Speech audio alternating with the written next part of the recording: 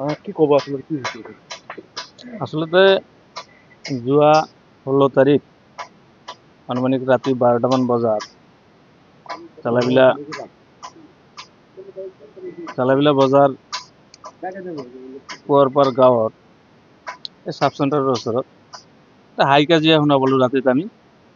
তাৰপিছত আমি ঘৰৰ পৰা আহিলোঁ, আহি দেখোঁ বহুত মানুহ আৰু দুজন মানুহক মানে মাৰপিট কৰি ধৰি ৰাখিছে বা কৰায়ত্ব কৰি ৰাখি দিছে ৰাইজে।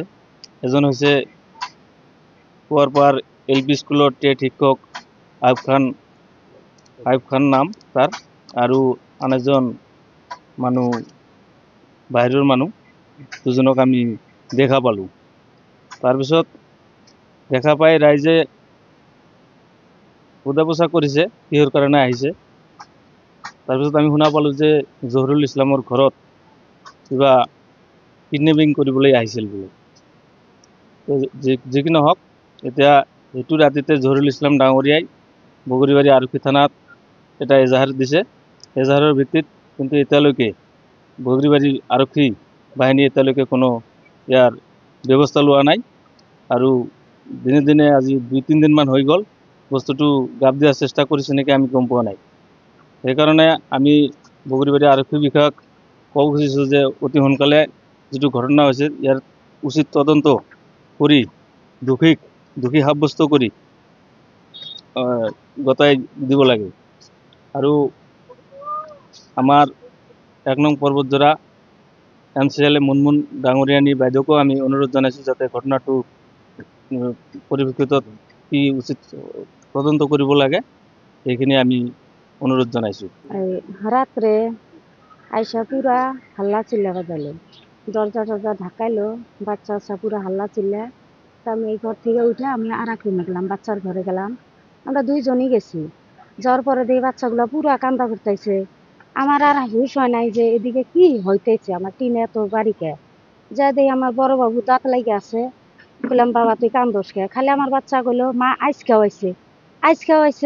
এই মাত্র কুয়ার সাথে আমার দরজা গ্রিপ করে খুলে আমার হাজবেন্ডের মাইজা ফালাইয়া পুরা বাড়ি আর যায় আমাকে ধরলো, 4-5 জনে ধরে পুরো হেসরায় নামিছে। আমার বড় বাবু ধরছে দেখা ওকে বাড়ি দিয়া চাকু দিয়া ঘাও দিয়া ওটাই ফালাইয়া আমাকে এইটুক পর্যন্ত আনছে। আনার পরে এই রডগুলা ধরলাম, তাও পাইলাম না, তাও পুরো আমাকে মারপিট। এদিক তো মারপিট লাগাই আছে।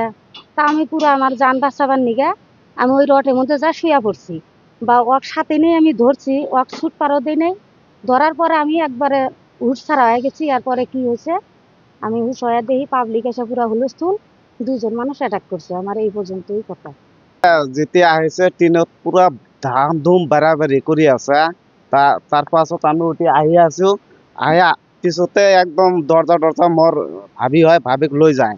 তাৰ পাছত ইয়াতে মই এটা নাদিনীয়া বাড়াবাড়ি কৰাৰ পিছতে আৰু মানুহ আহি আছে, ৰাইজৰ মানুহ আহি আছে। তাৰ পিছত কিছুজন মানুহ আহি গাড়ীত সোমাইছে। সোমাৰ পিছত ৰাইজে আহি দুজনে পালে আৰু আমাৰ ডাকাত কিডনেপ কৰিব আহিছিলে। আমাৰ ভাবিকে কিডনেপ কৰিব আহিছে ডাকাত, আৰু 16-17জন এটা টাটা মোবাইল গাড়ী আৰু 3টা বাইক লৈ আহিছে। একদম দলে মলে লৈ আহিছে। দলে মলে লৈ আহি একদম ঘৰ চৰ একদম পুৰা বাড়ি। মই পাছত মোৰ ঘৰত আহি মই আহাৰ পিছতে মোকো বাঢ়াইছে। বাঢ়াৰ পিছতে মই আৰু গুচি যায় এটা লাঠি লৈছোঁ। লাঠি লোৱাৰ পিছত মই বাড়াবাড়ি কৰাৰ পিছত ৰাইজে আহিলে। ৰাইজে আহি দুজনক পালে, আৰু পোৱাৰ পিছতে আৰু ৰাইজে আছিল গাড়ী চাৰি লৈ গেল। ৰাইজে দেখছে গাড়ী চাৰি লৈ গৈছে। ৰাইজে আগা চাউণ্ড দিছিলে এজন দুজনে আমাক কিবা, মই আৰু যে ঘেটটো আছে ঘেটটো আটকাব লৈছোঁ, কয় এটা শ্বুট কৰ। মই আৰু কৈছোঁ শ্বুট কৰিবি, দেখ মানুহ আহি আছে। তাৰপিছত গাড়ী লৈ গুচি গৈছে। থানাত এজাহাৰ হৈছিল। থানাত এজাহাৰ পিছত করছো। থানার গাড়ী আহিলে তাত লৈ গেল। তাৰ পিছত এজাহাৰ দিছো। এজাহাৰ দিয়াৰ পিছতে থানাই কি কৰিছে? এটা মানুহ ধৰা নাই, হালে আহে ঘূৰি যায়, এটা মানুহকো ধৰা নাই। একদম কিয় ধৰা নাই? কিয় এতিয়া পইচা খাইছে নেকি কি কৰিছে এইটো মই নাজানো। মই থানায় গেলে ক'ব মই লৈ আছো মই যাই আছো এনেকৈ কয় থাকে। এতে আপনারা কি বিচারেন? আমরা বিচাৰো আমাৰ যিকোনো মানুহ আহিছিলে তাহাঁতে কিডন্যাপ করবার সেই মানুহগুলো আমরা নিজ বিচারটো চাই। আৰু আইসাহেরা না একদম আইসাহেরা দিয়ে টিনে পুরা বাইরে বেরিয়ে কি শব্দ আমি ঘরে থনে বাড়াইছি আমাকে আইসাহেরা দাম দুম আমার মা ভাই যা আছে সবাইকে পিটাইছে পিটার পরে আমরা অল্প আগে আসানো হয়েছি আমাকে পিঠে আবার ঘরে তুলছে তোলার পরে আইসাহেরা এমনি আইসা দেহে আমার ভাবিক তুলে নিয়ে যাইতে দিছে তারপর আমার ভাইটাই না ধরছে ওকে সেই পিটাইছে পিটার পরে তার পাশে মানুষ এক দুজন আইলো তার পাশে